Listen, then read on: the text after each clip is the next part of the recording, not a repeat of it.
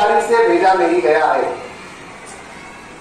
अगर हम ये जो हमारी औलाद है ये सबसे इम्पोर्टेंट है, अभी इसको स्कूल में डाला गया है।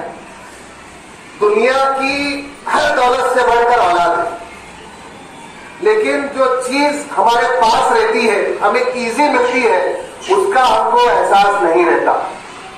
पूरे शोलापुर की दौलत लाकर इस तरफ बाई तरफ रखी जाए, पूरे शोलापुर की दौलत, सबके सोने जो भी है, मतलब जेवरात वगैरह प्रॉपर्टी के कागजात लाके रखा जाए और यहाँ पे बैठे हुए लोगों के किसी एक बच्चे को यहाँ पे खड़ा किया जाए और उनसे कहा जाए कि तुमको ये दौलत चाहिए क्या ये औलाद चाहिए, तो माँ बाप पागल भी रहने दो, नशे की हालत में भी रहने दो, वो क्या बोलेंगे, ये दौलत को ठुकरा देंगे, इसको सिलेक्ट करेंगे। नहीं, ये सब में इंपॉर्टेंट है। दौलत आती रहेगी, दौलत जाती रहेगी, लेकिन औलाद से बढ़कर दुनिया में कोई चीज नहीं है।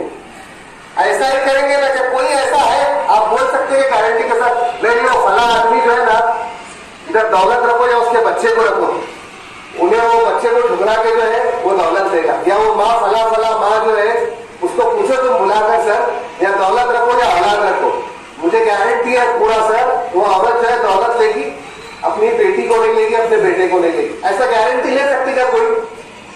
कितने भी सख्त दिल रहने दो, पागल रहने दो, नशे की हालत में रहने दो, गरीब से गरीब रहने दो, घर में खाने के लिए भी रहने दो, लेकिन दौलत सिलेक्ट करेंगे क्या?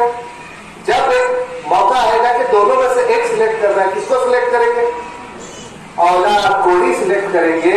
तो हमने अपने बच्चे को जब स्कूल में डाला है तो जरूरी है कि हम अपनी जिंदगी का शेड्यूल चेंज कर दें पूरी तरह।